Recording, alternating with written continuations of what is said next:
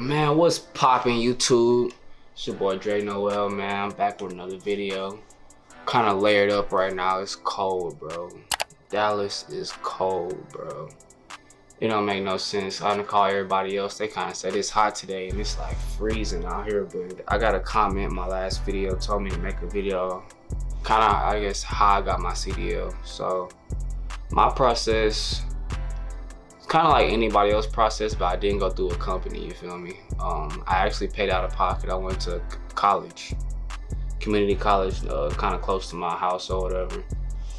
It ended up being a 6-week course.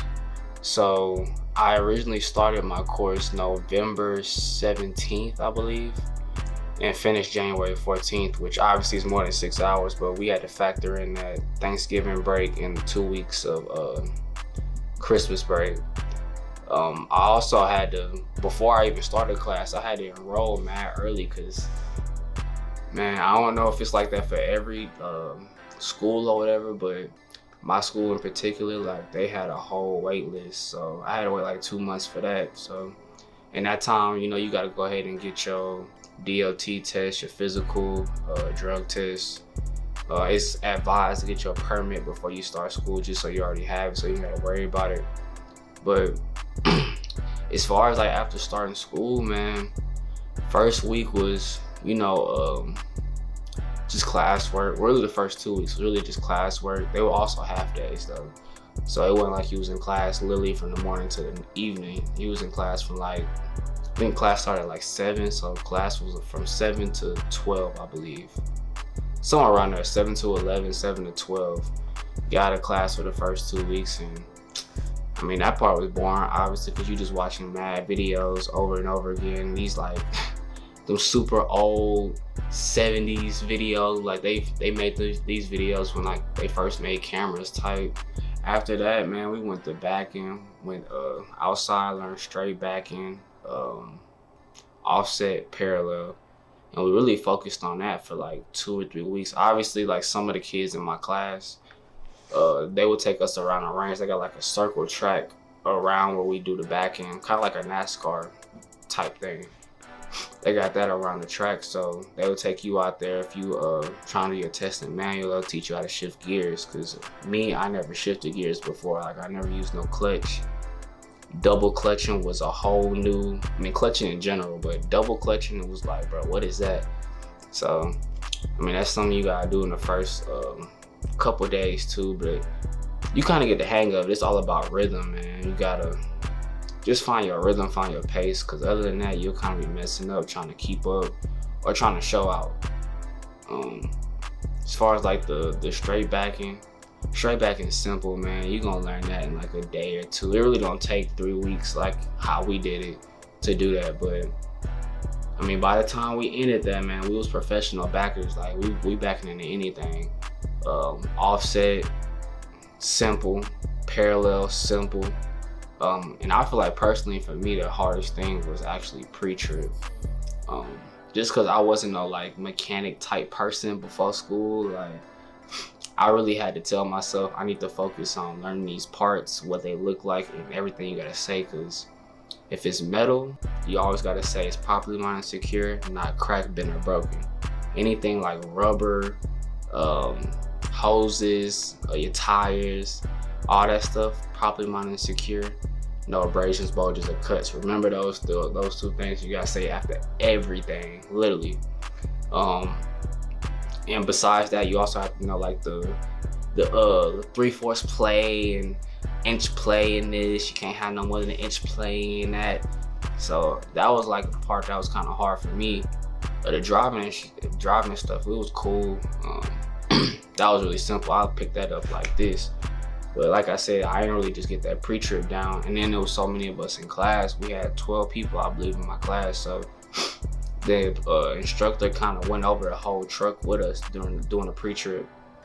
So I mean, it's kind of hard to see what he's actually pointing at up under the truck with his little stick or whatever. So like the first 2 weeks, I really didn't know pre-trip. Like I had an idea, but I didn't really know it. I didn't really learn pre-trip and really just get a hold of everything till I think the day before I took my test.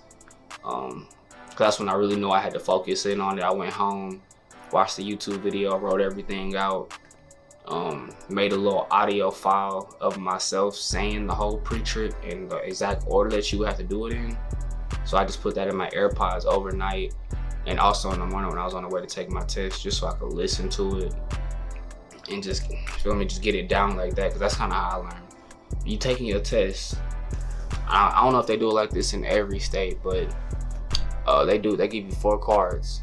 You either get to pull A, which is the engine, the front windshield all the way down to the engine.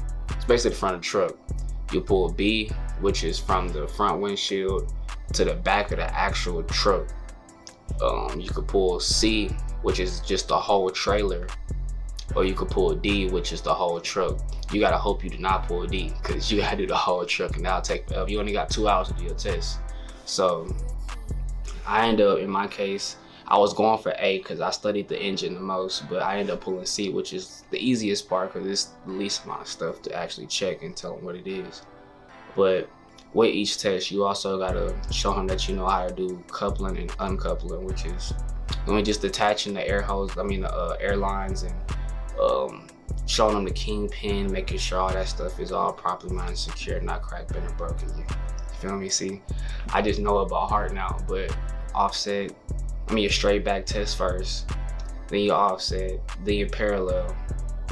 Immediately after that, you're gonna do your, before any of the backing, you actually do an end cap too. You have to do your air brake test, which you cannot miss nothing on your air brake test, so you automatically fail. So that's the first part. I forgot the actual different test names, but I know it's the first part of holding the brake. Holding the brake for a minute. I believe you shouldn't lose no more than 4 psi. The next test will be fanning the brake until your low warning light come on, which I believe is at 55 or 60 psi, somewhere around there. Then you have to keep on fanning your brake to make sure your service brake and your emergency brake, the yellow and the red knob, pop out between 20 and 45 psi. So after that, your air brake test is done. Well, no, it's not done actually. You have to do your tug test and stuff too. So after that, then you go to your backing. After you do all the backing, like I already mentioned, he gonna take you on the road, man. The road, I feel like as soon as you get through pre-trip, man, you really got it, because all the rest of the stuff you learn in class and y'all go over it so much to where it's like muscle memory. But you can't hit no curbs when you on the road. You automatically fail. You can't, if you're doing manual, you can't coast. Like, you gotta have that truck in gear. If you coast a little bit and miss a gear, and you can't get it back in, you automatically fail. Other than that, man, it was pretty simple. Like, it's not a hard process. It's just, I feel like it's just a thing of signing up and figure out how you're gonna do it, because you have options to get how to get your CDL. You can either do like how I did, which is go through a school, I pay out of pocket, or you can go through a company and sign a contract and they'll pay it for you. Only downside with the company thing is, if you do it with them, you gotta sign that contract. You gotta be with them for however much time they say. Some companies do 1 year, some companies do 2 years. But the thing is, if you leave them within that period before your contract is over, you have to actually pay all that money back. So just me being me, I didn't want to get my first job, because normally your first job in this trucking stuff is not going to be, it could be the job that you was actually looking for or want, but it won't be the job that you probably just like that. So I didn't want to sign a contract and get attached to a company that I really don't like. Like, who's to say I want to like it in 2 or 3 months of starting? And I'm kind of just like forced to stay here because I have a written contract with them, unless I'm gonna pay them all the money. So that was my reasoning behind going ahead and going to school, because I can kind of move around how I want to now. I don't have nobody, I could leave, you feel me? I'm with Warner right now. Like I said, I just started orientation. I could leave if I want to, if it don't work out, and I'm not worried about nothing. I don't even worry about paying no money back, no nothing. So yeah, man, that's just the basic rundown of how to get it. Like I said, I just got out of class. It was cold today, so I'm probably finna go take me a hot shower and figure out what I'm finna eat around this hotel.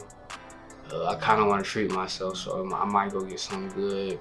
Might just mess with fast food. I don't know. But I'm tired, man. So I'll catch y'all later, dog.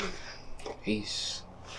Hey, we like snow. Hey, I like snow. Hey, fuck, I like my shit cold. No water.